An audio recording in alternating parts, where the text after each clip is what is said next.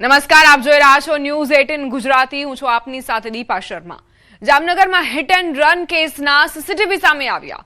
Kalavad Jamnagar highway પર નવા marketing યાર્ડની સામે કૃષ્ણા રેસ્ટોરન્ટ પાસે શેરડીનો રસ પીતા 4 લોકોને કારે ટક્કર મારી હતી, જેમાં ઘટના સ્થળે 2 લોકોના મોત નીપજ્યા હતા. 2 લોકો ગંભીર રીતે ઘાયલ થયા હતા. મૃતકમાં એક યુવાન અને એક મહિલાનું મોત નીપજ્યું.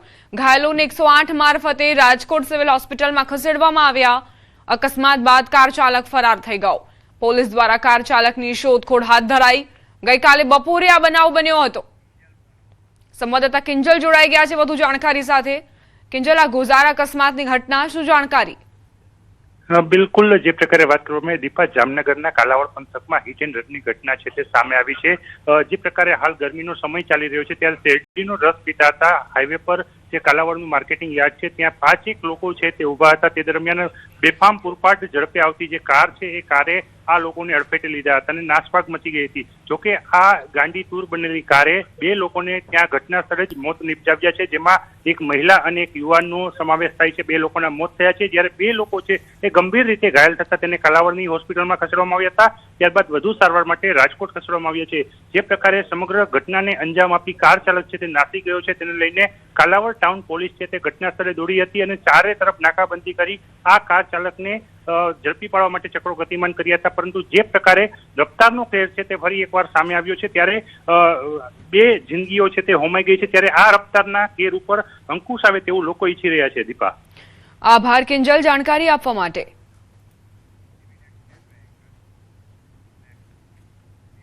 સમાચાર સુરતથી. હવાલા કૌભાંડમાં મોટા ખુલાસા થયા. હવાલાથી આવેલા નાણાં ગામડાઓમાં વહેંચવાના હતા. આંગડિયા પેઢીના માલિકની પૂછપરછ શરૂ કરાઈ. આઈટી વિભાગે પણ તપાસનો ધમધમાટ તેજ કર્યો. નાણાંના જોરે મતદારોને પ્રભાવિત કરી બબાલ કરાવવાનો પણ ઇરાદો હોવાની આશંકા છે. ફંડિંગ સિન્ડિકેટમાં 8 થી 10 લોકો સામેલ હોવાની શંકા.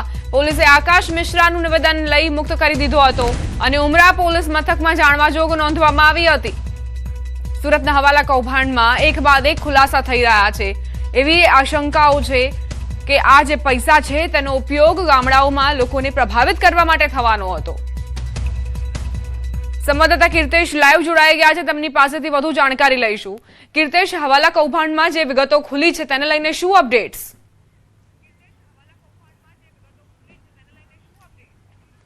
બિલકુલ દીપા, જે પ્રકારે સ્થાનિક સ્વરાજની ચૂંટણી ચાલી રહી છે ત્યારે જે પ્રકારે સુરત ક્રાઇમ બ્રાન્ચે હવાલા કૌભાંડ ઝડપી પાડ્યું છે. આ પૈસા દિલ્હી ખાતેથી સુરત આવતા હતા. 4 મહિનામાં 1 કરોડ કરતાં વધારે રૂપિયા આવ્યા છે. ખાસ કરીને ક્રાઇમ બ્રાન્ચે જે આંગડિયા પેઢીમાં પૈસા એવા તેના માલિકની પૂછપરછ કરી છે અને પોલીસની તપાસમાં સામે આવ્યું છે કે સુરત શહેર અને આજુબાજુના જે ઇન્ટિરિયર ગામડાઓ છે ત્યાં મતદારોને પ્રભાવિત કરવા માટે આ પૈસા લાવવામાં આવ્યા હતા. જોકે આ સમગ્ર કેસની જાણકારી ઇન્કમટેક્સ વિભાગને આપવામાં આવી છે. કહી શકાય કે દિલ્હીના હિમાંશુ પહુજા અને સુરતના આકાશ મિશ્રા છે, આ બંને સીધી રીતે કનેક્શન સામે આવ્યા હતા. આકાશ મિશ્રાની પૂછપરછ કરવામાં આવી હતી અને હવે જ્યારે આ સમગ્ર મામલે નવો ઘટસ્ફોટ થયો છે એટલે કે આયકર વિભાગને તમામ જાણકારી આપવામાં આવી છે અને સામી ચૂંટણીને લઈને ખાસ કરીને આયકર વિભાગ અને ક્રાઇમ બ્રાન્ચની તપાસ પણ દીપા તેજ કરવામાં આવી છે.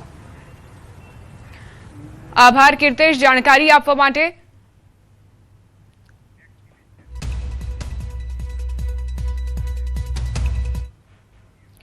અમદાવાદના ધંધુકામાં ધર્મેશ ગમારાની હત્યાના આરોપીઓના ગેરકાયદે બાંધકામો પર હવે બુલડોઝર ફર્યું છે. ધંધુકામાં ગેરકાયદેસર દબાણો દૂર કરવાની કામગીરી ચાલી રહી છે. ધંધુકાથી રાણપુર 4 રસ્તા પરની દુકાનો દૂર કરવામાં આવશે. રસ્તા પરના 14 ગેરકાયદે શેડ દૂર કરવામાં આવશે. ખાટકીવાડમાં 5 ગેરકાયદે મકાનો ડિમોલેશન કરાશે. કિશન ભરવાડ હત્યા કેસના આરોપી શબીર ચોપડાના ઘરે ગેરકાયદે વીજ જોડાણ દૂર કરાયું. ઇમ્તિયાઝ પઠાણના ઘરે પણ ગેરકાયદે વીજ જોડાણ દૂર કરાયું. વીજ ચોરી અંગેની ફરિયાદ નોંધવાની તજવીજ પણ શરૂ કરાઈ છે. ફેદરા ધંધુકા હાઈવે પરના 12 એકમોને નોટિસ અપાઈ. ડિમોલેશનને લઈને મોટી સંખ્યામાં પોલીસ બંદોબસ્ત ગોઠવવામાં આવ્યો. ધંધુકા પોલીસ છાવણીમાં ફેરવાયું. એસપી સહિતના અધિકારીઓ પણ ધંધુકામાં હાજર છે. આ કામગીરીમાં માર્ગ અને મકાન, રેવન્યુ વિભાગ, પોલીસ, પાલિકા અને સિટી સર્વે, યુજીવીસીએલ, મેડિકલ અને ફાયરની ટીમ જોડાઈ છે.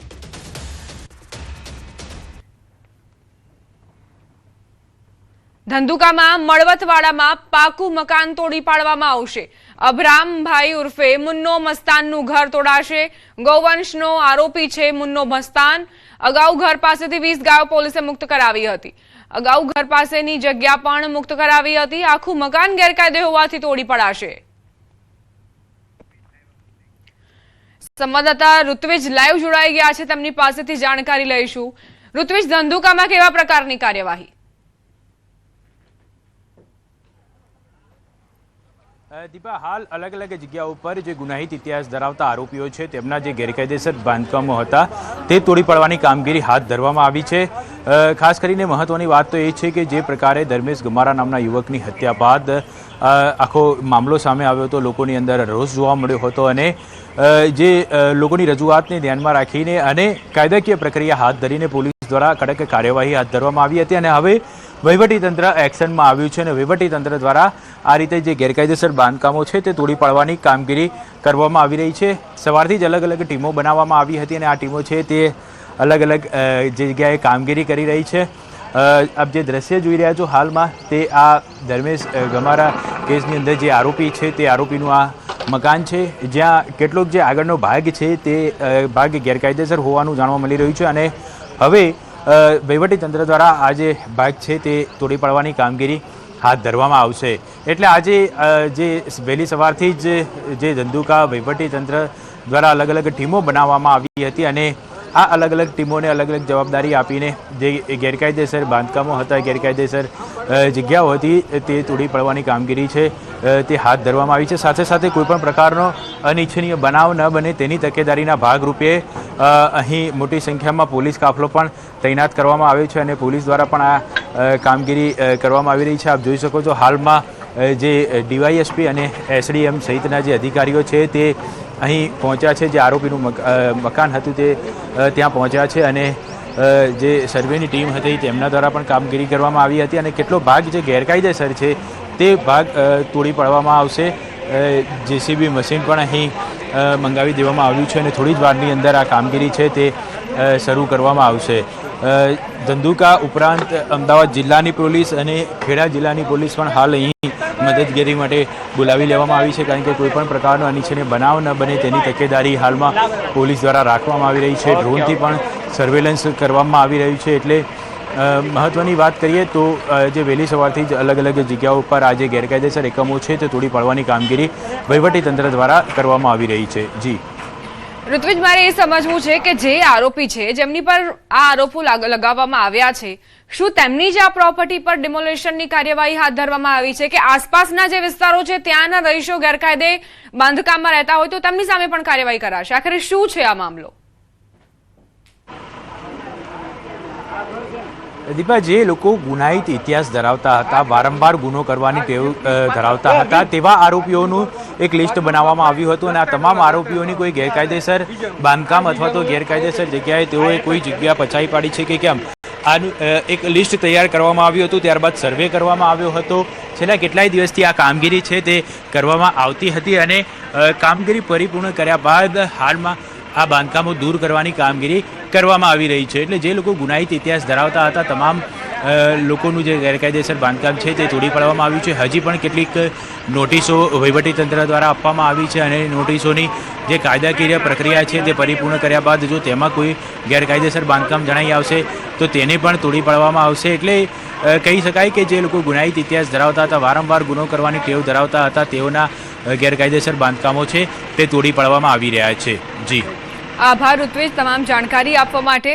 તો ધંધુકાથી રાણપુર 4 રસ્તા પરની દુકાનોને દૂર કરવામાં આવશે. જે પણ ગેરકાયદે બાંધકામો ખડકાયેલા છે તેમને હટાવવાની પ્રક્રિયા શરૂ કરવામાં આવી છે. જેસીબી અને પોલીસનો કાફલો અહીં તૈનાત છે. ધંધુકામાં ધર્મેશ ગમારા નામના યુવકની હત્યા બાદ પોલીસ દ્વારા તો કડક કાર્યવાહી કરવામાં આવી રહી છે, પરંતુ હવે વહીવટીતંત્ર પણ કડક કાર્યવાહી કરી રહ્યું છે. આપ જોઈ શકો છો હાલ દ્રશ્યની અંદર જે અલગ અલગ જગ્યાઓ પર ગુનાહિત ઇતિહાસ ધરાવતા આરોપીઓ છે તેઓના જે ગેરકાયદેસર બાંધકામો હતા તે તોડી પાડવાની કામગીરી છે તે જિલ્લા વહીવટીતંત્ર દ્વારા કરવામાં આવી રહી છે. જે અલગ અલગ એકમો હતા તેઓને નોટિસ આપવામાં આવી હતી અને જે કાયદેસરની પ્રક્રિયા પરિપૂર્ણ કર્યા બાદ આ કામગીરી છે તે કરવામાં આવી રહી છે. સાથે સાથે કોઈપણ પ્રકારનો અનિચ્છનીય બનાવ ન બને તેની પણ ખાસ તકેદારી રાખવામાં આવી રહી છે અને અહીં મોટી સંખ્યામાં પોલીસ કાફલો પણ તૈનાત કરી દેવામાં આવ્યો છે. ડીવાયએસપી, પીઆઈ સહિત જે સ્થાનિક પોલીસ છે, ઉપરાંત જે આસપાસના જિલ્લાની પોલીસ છે તેની પણ મદદ લેવામાં આવી રહી છે, જેથી કરીને આ કામગીરી દરમિયાન કોઈપણ પ્રકારનો અનિચ્છનીય બનાવ ન બને. ખાસ કરીને વાત કરીએ તો જે પ્રકારે ધંધુકાની અંદર ધર્મેશ ગમારા નામના યુવકની હત્યા કરવામાં આવી હતી, ત્યારબાદ પોલીસ દ્વારા કડક કાર્યવાહી કરવામાં આવી હતી. તાત્કાલિક અસરથી 2 આરોપીઓની ધરપકડ કરવામાં આવી હતી અને ત્યારબાદ જે આરોપીઓ ગુનાહિત ઇતિહાસ ધરાવે છે, વારંવાર ગુનો કરવાની ટેવ ધરાવે છે, તેઓના કેટલા ગેરકાયદેસર બાંધકામો છે, કેટલી મિલકતો છે તેનો એક સર્વે કરવામાં આવ્યો હતો અને તેના આધારે આ જે ગેરકાયદેસર બાંધકામો મિલકતો છે તે તોડી પાડવાની કામગીરી કરવામાં આવી રહી છે. કેમેરામેન ખેંગાર રાઠોડ સાથે ઋત્વિજ સોની, ન્યૂઝ 18 ગુજરાતી, ધંધુકા. અંબાજી શક્તિપીઠના કાયાકલ્પ માટે રાજ્ય સરકારના ₹1,632 કરોડના માસ્ટર પ્લાન અંતર્ગત રીડેવલપમેન્ટ કામગીરી તેજ ગતિએ ચાલી રહી છે. કોરિડોરના માર્ગમાં આવતા નડતરરૂપ બાંધકામો અને દબાણોને દૂર કરવાની પ્રક્રિયા યુદ્ધના ધોરણે હાથ ધરાઈ છે, જેમાં આજે સરકારી બંગલા સહિત અનેક દબાણો પર જેસીબી કાર્યવાહી હાથ ધરાઈ હતી. અંબાજી મંદિરને મહાકાલ લોક અને કાશી વિશ્વનાથ ધામની તર્જ પર ભવ્ય કોરિડોર બનાવવાનું નક્કી કરાયું છે, જેથી ભાદરવી પૂનમ જેવા મોટા મેળાઓ દરમિયાન ભક્તોને વધુ સુવિધાઓ મળી શકે. શક્તિ કોરિડોરનું કામ પણ શરૂ થઈ ગયેલ છે, કામકાજ શરૂ થઈ ગયેલ છે.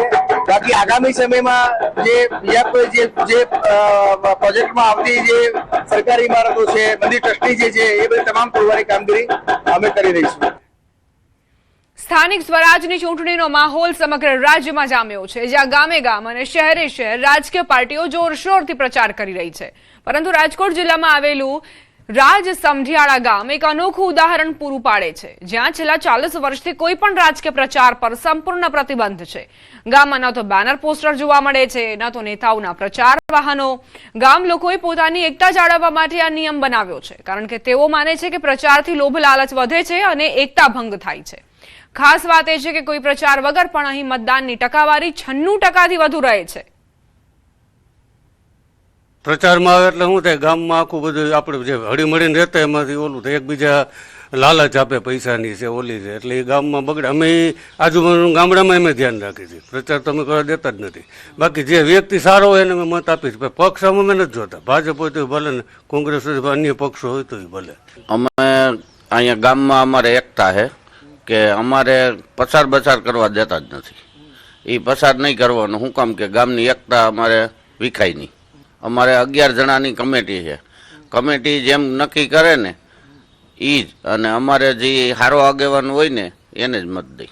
ચૂંટણી પસાર કરવા આવે એટલે અમે ગામમાં નથી જવા દેતા. એનું કારણ કે પછી પૈસાની લાલચ આપે ને એ અમે આવવા જ નથી દેતા. 35-40 વર્ષથી આ ગામની અંદર નિયમ છે. કારણ કે જો ગામની અંદર કોઈ બેનર લગાડવામાં આવે કે કોઈની સભા કે કોઈના ડીજે કે તો ગામની અંદર એક તો પેલા 2 ગ્રુપ જાગૃત થાય છે. એટલે અમારા ગામ લોકોએ આ નિયમ એટલા માટે બનાવેલો છે કે ગામની અંદર કોઈ ગ્રુપ ના પડે અને ગામ એકતાથી ભાઈચારાથી હળીમળીને રહે, એટલા માટે ગામની અંદર કોઈ પણ પાર્ટીને પ્રચાર કરવા આવવા દેતા નથી. રાજકોટનું રાજસમઢિયાળા ગામ કે જ્યાં નેતાઓ ન તો સભા કરી શકે છે ન તો પ્રચાર કરી શકે છે. છેલ્લા 40 વર્ષથી આ ગામમાં જે રાજકીય નેતાઓ હોય છે તેમને પ્રચાર કરવા પર પ્રતિબંધ મૂકવામાં આવ્યો છે. આ ગામને જે નિયમો બનાવવામાં આવ્યા છે તેમાં આ જે 19 જેટલા નિયમો બનાવવામાં આવ્યા છે, તેમાંથી આજે 17 નંબરનો આ જે નિયમ છે તેમાં સ્પષ્ટ રીતે જણાવાયું છે કે અહીંયા રાજકીય નેતાઓએ ચૂંટણી પ્રચાર કરવો નહીં. એટલું જ નહીં, અહીંયા એક નિયમ એવો પણ છે કે ગામના લોકોએ ફરજિયાત મતદાન કરવું. આ જે નિયમની ઓલી છે તે યાદી છે તેમાં સ્પષ્ટ રીતે આ જે દર્શાવાયું છે કે અહીંયા મતદાન કરવું ફરજિયાત છે. જે વ્યક્તિ મતદાન નથી કરી શકતા તેમને ₹51 દંડ પણ ફટકારવામાં આવે છે. જ્યારે પણ કોઈ રાજકીય નેતાઓ પ્રચાર કરવા માટે આવતા હોય છે ત્યારે ગામના લોકોને લોભ લાલચમાં લેવાના પ્રયાસો કરતા હોય છે અને એમના કારણે ગામની એકતાને જે નુકસાન પહોંચતું હોય છે. એટલા માટે ગામના લોકો છે તેમના દ્વારા નિયમ બનાવવામાં આવ્યો છે અને એમના કારણે ગામની એકતા છે તે હજુ સુધી અકબંધ છે. હાર્દિક જોશી, ન્યૂઝ 18 ગુજરાતી, રાજકોટ. સ્થાનિક ચૂંટણી માટે વહીવટી વિભાગની તૈયારીઓ. ચૂંટણી વિભાગ દ્વારા તૈયારીઓને આખરી ઓપ આપવામાં આવી રહ્યો છે. અલગ અલગ વોર્ડના ઈવીએમ ચેકિંગ હાથ ધરવામાં આવ્યા છે. મામલતદાર અને ચૂંટણી વિભાગના અધિકારીઓની હાજરીમાં ઈવીએમની ચકાસણી કરવામાં આવી રહી છે. મશીનમાં કોઈ ટેકનિકલ ખામી છે કે કેમ તેને લઈને પણ તપાસ કરાઈ રહી છે. જે તે વોર્ડના ઈવીએમ મશીન ચેક થયા બાદ તેમને સ્ટ્રોંગ રૂમમાં મૂકવામાં આવી રહ્યા છે. મનપાના 18 વોર્ડમાં 72 બેઠકો માટે 1014 મતદાન મથકો પરની તૈયારીઓ કરવામાં આવી રહી છે. પાલિકાના વોર્ડ નંબર 16, 17, 18ની જે 26 તારીખે ચૂંટણી થવાની છે તેના ઈવીએમનું પ્રિપરેશનની કામગીરી થઈ રહી છે. તે અમે ઈવીએમો તૈયાર કરી રહ્યા છીએ. બૂથ ઉપર જેટલા મૂકવાના હોય ને બાકીના રિઝર્વ કરી અને અમે તમામ ઈવીએમ મશીનો તૈયાર કરશું અને એ રીતે જે વોર્ડના જે રીતના મતદારો હોય મતપત્રો હોય છે એમાં બેલેટ પેપરો સાથે તૈયાર કરી ચેકિંગ કરી સીલ કરી અને એના સ્ટ્રોંગ રૂમમાં મૂકશું. સ્થાનિક સ્વરાજની ચૂંટણીને લઈને તૈયારીઓનો ધમધમાટ છે તે ચાલી રહ્યો છે. અત્યારે આ દ્રશ્યો જોઈ શકો છો કે અત્યારે ઈવીએમ પ્રિપેરેશનની કામગીરી ચાલી રહી છે. અહીંયા વોર્ડ નંબર 16, 17 અને 18ના આ જે વોર્ડ છે તેમની કામગીરી જે છે અત્યારે ચાલી રહી છે. આપણે દ્રશ્યો બતાવવા માંગીશ કે જે રીતે અહીંયા ઈવીએમ મશીન છે તેમને ચેક કરવામાં આવી રહ્યા છે. તેમની કામગીરી છે તે હાથ ધરવામાં આવી રહી છે. સાથે જ જે રીતના વોર્ડ નંબર 16, 17, 18માં આવતા અલગ અલગ ઈવીએમ મશીનો છે તેમને યોગ્ય છે કે કેમ તે મશીનની કામગીરીની જે ચકાસણી હાથ ધરવામાં આવી રહી છે. હાલ આપણી સાથે અહીંયા અધિકારી છે જે કામગીરી સાથે જોડાયેલા છે. આપણે એમની સાથે વાત કરીશું. સાહેબ, કઈ રીતના કામગીરી થાય છે, નાકી શું કામગીરી? અત્યારે મતદાન મથકે મોકલવા માટે ઈવીએમ પ્રિપેરેશનનું કામગીરી ચાલુ છે. ઈવીએમમાં બધી સ્વિચો ઓકે થવી જોઈએ. બધી સ્વિચો ઓકે છે કે નહીં ચેક કરાય. કેન્ડિડેટ સેટ થાય. કેટલા મત 16 નંબર વોર્ડ, 17 નંબર વોર્ડ અને 18 નંબર ત્રણેયના સેટ થશે. જે અલગ અલગ મશીનો હોય છે, જે મશીનો મતદાનમાં ઉપયોગમાં લેવાના હોય છે તેની સ્વિચો કામ કરે છે કે કેમ તેને લઈને અલગ અલગ બાબતની ચકાસણી કરવામાં આવી રહી છે. અને હવે જે મત જે છે તે સ્ટ્રોંગ રૂમમાં સીલ કરવામાં આવશે. આગામી સમયમાં જ્યારે ચૂંટણી યોજાવાની હશે એ પહેલા જે છે જે તે બૂથ ઉપર આ ઈવીએમ મશીન મોકલવામાં આવશે. હાર્દિક જોશી, ન્યૂઝ 18 ગુજરાતી, રાજકોટ. રોકાઈશું એક બ્રેક માટે. આપ જોતા રહો ન્યૂઝ 18 ગુજરાતી.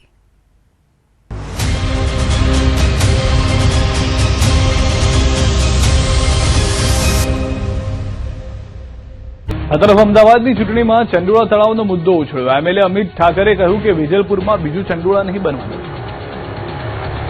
ચૂંટણી જેમ જેમ નજીક આવી રહી છે તેમ તેમ નેતાઓના પ્રચાર વધુ આક્રમક બની રહ્યા છે. અમદાવાદ મનપાની ચૂંટણી પ્રચારમાં ચંડોળા તળાવનો મુદ્દો ઉછળ્યો છે. અમદાવાદના વિજલપુર વિસ્તારમાં ચૂંટણી પ્રચાર દરમિયાન ભાજપના ધારાસભ્ય અમિત ઠાકરે સ્પષ્ટ શબ્દોમાં કહ્યું કે તેઓ વિજલપુર વિધાનસભામાં બીજું ચંડોળા તળાવ નહીં બનવા દે. તેમણે મતદારો સામે સીધો વિકલ્પ મૂકતા કહ્યું કે જેમને ગાર્ડન અને સુવિધા જોઈએ છે તે ભાજપને મત આપે, જેમને ચંડોળા જેવી સ્થિતિ જોઈએ છે તે કોંગ્રેસને મત આપે. તો કોંગ્રેસે પલટવાર કર્યો. ગાર્ડનો ઉભા કરીને મોટા મોટા, નહીતર અહીંયા બીજું ચંડોળા તો નહીં બનાવવા દેવાનું.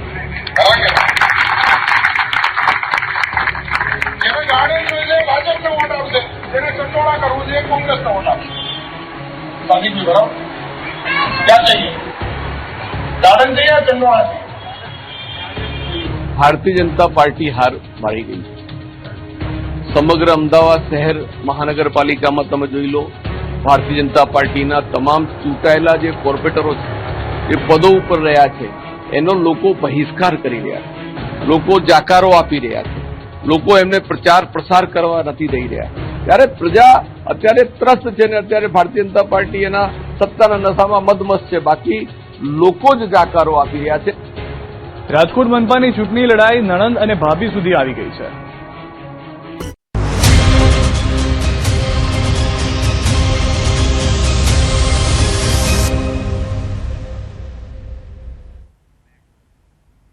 Welcome back.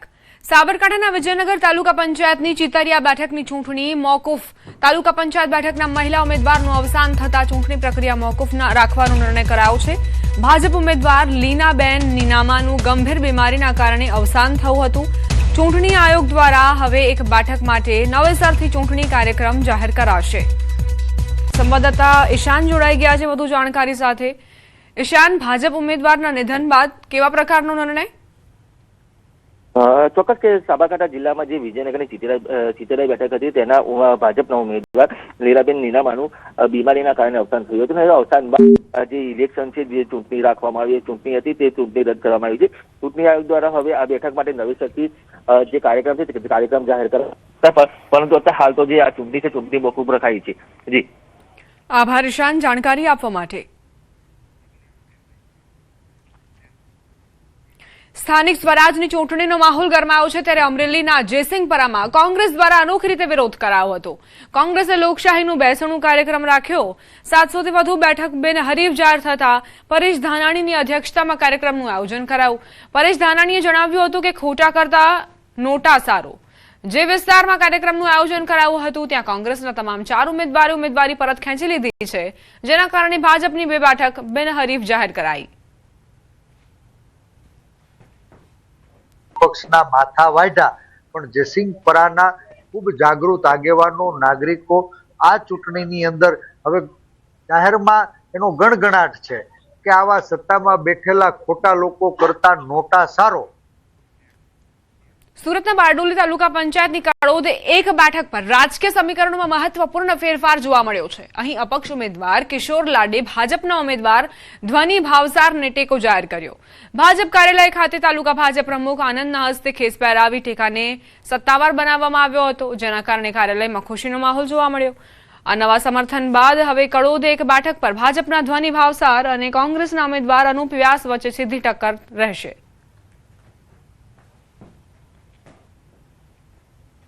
કરોડ 1 તાલુકા પંચાયત બેઠક છે.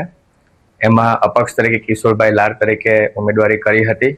ભારતીય જનતા પાર્ટીના વિકાસના કામને વેગ આપીને એમને આપણો ઉમેદવાર શ્રી ધ્વનીભાઈ ભાવસારને ટેકો જાહેર કર્યો છે. હવે વન સાઇડ જંગ રહેશે એવો કોઈ વાંધો નહીં આવે.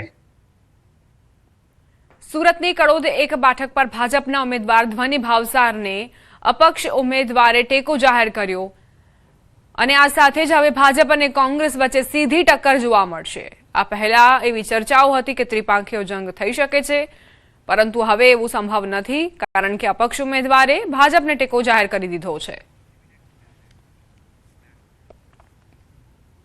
સુરત મહાનગરપાલિકાની ચૂંટણી પહેલા આ વખતે મતદારોનો મિજાજ બદલાયેલો દેખાઈ રહ્યો છે, જ્યાં લોકો હવે ખાલી વચનો નહીં પરંતુ કામનો સ્પષ્ટ હિસાબ માંગે છે. માધવબાગ અને કતારગામ જેવા વિસ્તારોમાં ભાજપ અને કોંગ્રેસ બંને પક્ષના ઉમેદવારોને લોકોના કડક સવાલોનો સામનો કરવો પડ્યો. મતદારો હવે મૌખિક આશ્વાસનથી સંતોષ નથી માનતા અને લેખિત બાંહેધરીની માંગ કરી રહ્યા છે. વિકાસના ભાવે લોકોમાં રોષ છે અને આ બદલાતી માનસિકતા ભાજપ અને કોંગ્રેસ બંને માટે ચૂંટણી પડકારજનક બનાવી શકે છે.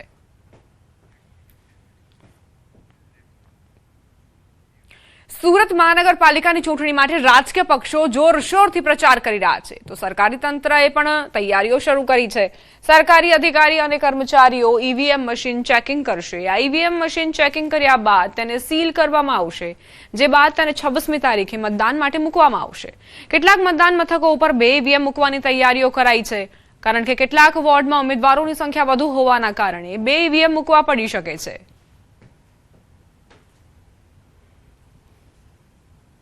સ્થાનિક સ્વરાજની ચૂંટણીને લઈને હવે ગણતરીના દિવસો મતદાન માટે બાકી છે, ત્યારે તંત્ર દ્વારા તમામ તૈયારીઓને આખરી ઓપ આપવામાં આવી રહ્યો છે. ત્યારે સુરતમાં 30 વોર્ડ માટે 120 ઉમેદવારોનો ત્રિપાંખીયો જંગ જોવા મળશે. જોકે મોટા પ્રમાણમાં અપક્ષો પણ છે, ત્યારે કેટલાક વોર્ડમાં 1 ઈવીએમ તો કેટલાક વોર્ડમાં 2 ઈવીએમ મશીન મૂકવાના છે, જેને લઈને હવે તંત્ર દ્વારા સુરતના નાનપુરા ખાતે આવેલી TNTB સ્કૂલ ખાતે તમામ ઈવીએમો પહોંચી ચૂક્યા છે અને અહીંયા તેમને સીલ કરીને એક રૂમમાં મૂકવામાં આવ્યા છે. 26 તારીખે જ્યારે મતદાન છે ત્યારે તમામ ઈવીએમ કાઢી તેમના સેન્ટરો પર મોકલવામાં આવશે. તો દ્રશ્ય સીધા જોઈ શકાય છે કે અહીંયા તમામ અધિકારી પોલીસ અને તૈનાત કરવામાં આવી છે અને અલગ અલગ વોર્ડ વાઇઝ તેમના ઈવીએમ તૈયાર કરી સીલ કરી અને એક રૂમમાં મૂકવામાં આવ્યા છે. ઇલેક્શનના આગલે દાડે એટલે કે 25 તારીખે ઈવીએમ કાઢી અને 26 તારીખેના મતદાન મથક પર મોકલવામાં આવશે. કહી શકાય કે સુરતમાં 30 વોર્ડમાં 120 ઉમેદવારો જ્યારે ચૂંટણી લડવાના છે, ત્યારે ત્રિપાંખીયો જંગ છે અને એક શહેરના એવા કેટલાક વોર્ડ છે કે જેમાં અપક્ષોની સંખ્યા વધારે છે, એટલે કે એક બૂથ વાઇઝ 1 ઈવીએમ છે, પણ કેટલાક જગ્યા પર 2 કરતાં વધુ ઈવીએમ પણ મૂકવામાં આવ્યા છે. ત્યારે તંત્ર દ્વારા તમામ તૈયારીઓને આખરી ઓપ આપી દેવામાં આવ્યો છે અને કહી શકાય કે જ્યારે ગણતરીના દિવસો મતદાન માટે બાકી છે, ત્યારે હવે તંત્ર દ્વારા તમામ કામગીરીને આખરી ઓપ સાથેનું કાઉન્ટડાઉન પણ શરૂ કરવામાં આવ્યું છે. કેમેરામેન જીગર ગુગલ સાથે કીર્તેશ પટેલ, ન્યૂઝ 18 ગુજરાતી. સાંસદ મનસુખ વસાવાએ ટિકિટ મુદ્દે ઊભી થયેલી નારાજગી અને અફવાઓને સ્પષ્ટપણે ફગાવી દીધી. તેમણે જણાવ્યું કે તેમની દીકરી પ્રીતિ વસાવા ચૂંટણી લડવા માટે સક્ષમ હોવા છતાં પાર્ટીની નીતિ મુજબ હોદ્દેદારોના પરિવારજનોને ટિકિટ ન આપવાના નિયમના કારણે તેને ટિકિટ નથી મળી. તેમ છતાં તેઓ અને તેમની દીકરી પક્ષના ઉમેદવારો માટે સક્રિય રીતે પ્રચાર કરી રહ્યા છે. છેલ્લા કેટલાક દિવસોથી પોતાની નારાજગી અંગે ફેલાયેલી ચર્ચાઓનો ઉલ્લેખ કરતા તેમનું કહેવું છે કે પાર્લામેન્ટ સૂત્રના કારણે તેઓ દિલ્હી હતા અને હવે પરત આવીને નેત્રંગ અને વાલિયા વિસ્તારમાં પ્રચારમાં જોડાયા છે. મનસુખ વસાવાએ કાર્યકરોને અપીલ કરી કે વ્યક્તિગત લાગણીઓ કરતા પક્ષને મહત્વ આપવું જોઈએ અને એકતા સાથે ભાજપ માટે કામ કરવું જોઈએ. મારે 5 દિવસથી દિલ્હી રોકાણ થયું. હું એકલો બધા સંસદ સભ્યો હતા, તો એનો ખોટી રીતના કેટલાક લોકો અપપ્રચાર કર્યો એની મેં વાત કરી છે. મનસુખભાઈની દીકરીને ટિકિટ નથી મળી એટલે મનસુખભાઈ સખત નારાજ છે, એટલે પ્રચારમાં નીકળતા નથી. આ ખોટી વાતો કરે છે, બધા લોકો જાણે છે. મનસુખભાઈ ક્યારે નારાજ ના હોય. મનસુખભાઈને પાર્ટીએ ઘણું બધું આપ્યું છે. અરવલ્લીના મોડાસા નગરપાલિકા વિસ્તારમાં ચૂંટણી પ્રચાર જોર પકડી રહ્યો છે. ખાસ કરીને પાલિકામાં સમાવાયેલા નવા વિસ્તારોમાં પહેલીવાર રાજકીય ગરમાવો જોવા મળી રહ્યો છે. ખલીકપુર ગામના વોર્ડ નંબર 4માં ભાજપના ઉમેદવારો ડોર ટુ ડોર જઈને જનસંપર્ક વધારી રહ્યા છે અને લોકો સુધી પોતાની યોજનાઓ પહોંચાડી રહ્યા છે. શહેરમાં સમાવેશ બાદ ગ્રામ્ય વિસ્તારના લોકોને નવી આશા જાગી છે અને તેઓ પણ આ વખતે પ્રથમવાર પેનલને મત આપશે. સાથે સાથે ઈવીએમના ડેમો દ્વારા મતદારોને જાગૃત કરવાનો પ્રયાસ પણ કરવામાં આવી રહ્યો છે, જેના કારણે સમગ્ર વિસ્તારમાં ચૂંટણી પ્રત્યે ઉત્સાહ અને જાગૃતિ બંને વધી રહ્યા છે. આવશે વિકાસની જે કામોનું થશે એનાથી આખા ગુજરાતની અંદર એક ઉદાહરણ, ઉત્તમ ઉદાહરણ અમે પૂરું પાડીશું એવી અમે 100% ખાતરી આપીએ છીએ. માહિતગાર છો, આપ જાણો છો કે ભારતીય જનતા પાર્ટીની સરકાર 28 તારીખે બનવા જઈ રહી છે અને એ અમને ખૂબ પૂર્ણ વિશ્વાસ છે. અમારી ખલીકપુરની જનતા, વોર્ડ નંબર 4ની જનતા અને મોડાસાની જનતા વતી હું ખાતરી આપું છું અને એમની સેવામાં અમે તત્પર રહીશું. મોટી સંખ્યાના અંદર કાર્યકર્તા ઉત્સાહના ભેર ડોર ટુ ડોર પ્રચારનું માધ્યમ શરૂઆત કરી છે, ત્યારે સમગ્ર મોડાસા શહેરના અંદર એક સારું એવું વાતાવરણ ઊભું થયું છે ભારતીય જનતા પાર્ટી માટે. અને 36 બેઠકોમાંથી જ્યારે 24ના અંદર ભારતીય જનતા પાર્ટી લડી રહી છે, ત્યારે મોડાસાની જનતાના આશીર્વાદના રૂપે 24 બેઠક ભારતીય જનતા પાર્ટી જીતવા જઈ રહી છે. આ સાથે જ બુલેટિનમાં અત્યારે બસ આટલું જ. આપ જોતા રહો ન્યૂઝ 18 ગુજરાતી.